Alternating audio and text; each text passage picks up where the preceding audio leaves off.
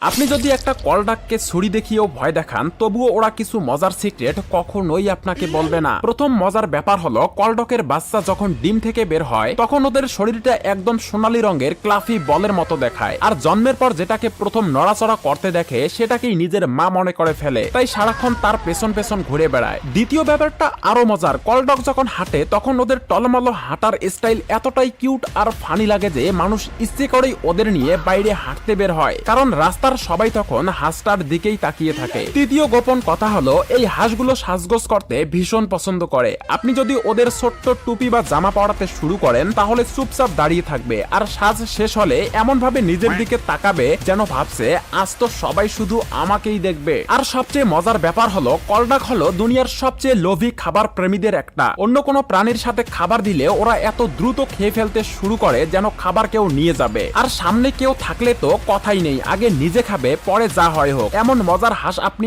আগে কখনো দেখেছেন?